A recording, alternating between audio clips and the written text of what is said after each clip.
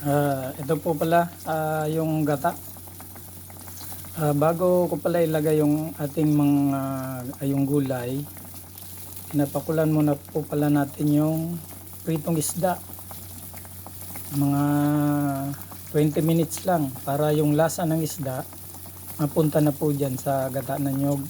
At mamaya maya po tatanggalin natin yung isda at para hindi madurog. Tsaka na natin ilalagay yung gabi.